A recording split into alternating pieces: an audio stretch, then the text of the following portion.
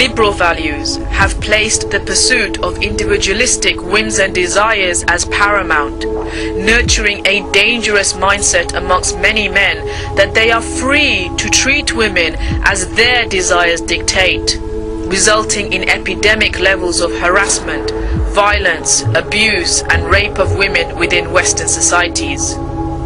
Sexual freedom has spurned a culture of promiscuity and spiraling rates of teenage pregnancies, abortions, STDs, single mothers and adultery, resulting in the breakdown of marriages and families. The Western concept of gender equality, often used to label as discriminatory against women, Islam's laws on testimony, inheritance, divorce, polygamy and marital rights and responsibilities, has also brought its own set of problems. Firstly, placing the role of breadwinner over homemaker devalued motherhood, and then what was in theory to produce the habitable woman in reality produced the do-it-all superwoman, who continued to shoulder the burden of household responsibilities, but now also had to suffer the strains of financially maintaining the family. Moreover, it failed to stem the tide of abuse against women and deliver the respect that was promised, because Western feminists failed to recognize that the greatest enemy to women's rights was not Islam, but the capitalist system.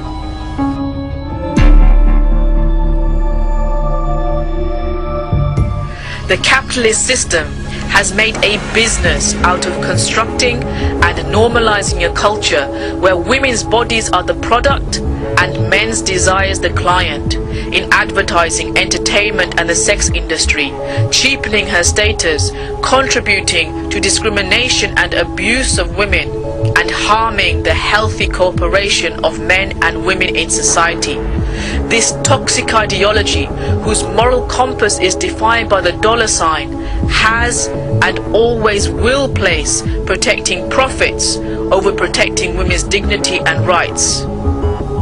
It has encouraged the beauty, fashion, diet and cosmetic surgery industries to prey on the insecurities of women regarding their appearance, constantly bombarding young girls with unrealistic images of what constitutes beauty, crippling the self-esteem of those who are unable to match this template, leading many to view their bodies as the passport to success, and causing society to value the worth of women upon their looks rather than their mind and skills.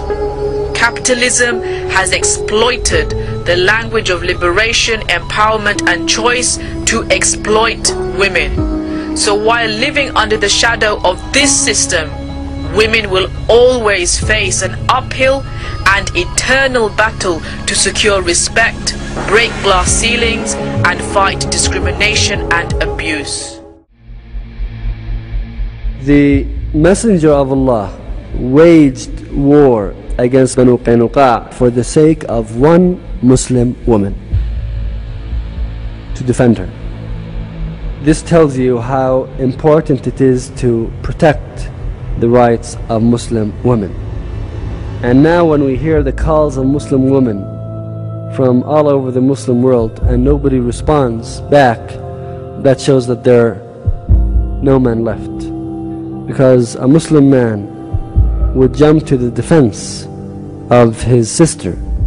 This is what Rasulullah ﷺ did, and this was the sunnah that was followed by the Khulafa after him, like Al-Mu'tasim, the Khalifa of Banu Abbas. When one woman said, "Wa Mu'tasimah," he responded by sending an army to fight with the superpower of his time, the Roman Empire.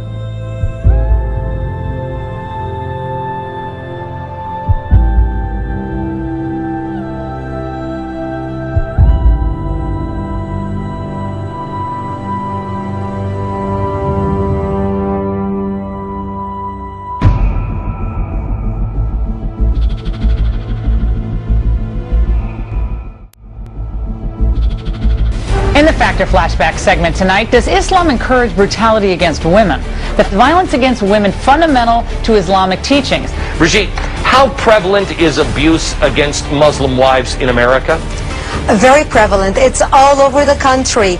If these Muslims ever get their way, I won't be able to dress like this on the streets of Walthamstow or many other parts of London. The Islamic culture, which is based on Islamic Sharia, men are looking for any opportunity to take advantage of women regardless of their feelings. We know that Muslim women are brutalized by the Taliban, by Gaddafi's forces, which was why the doctor was on, and in other Muslim countries around the world. There's no doubt about that, they are. That the Prophet Muhammad says raping a captive married woman is permissible.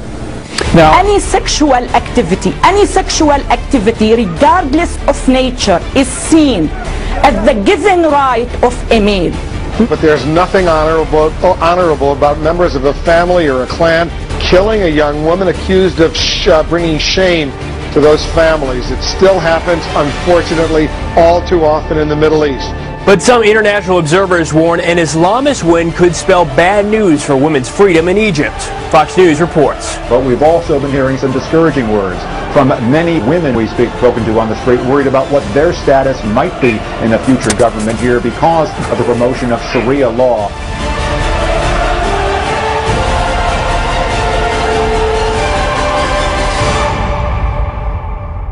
الذين آمنوا يقاتلون في سبيل الله والذين كفروا يقاتلون في سبيل الطاغوت فقاتلوا أولياء الشيطان إن كيد الشيطان كان ضعيفا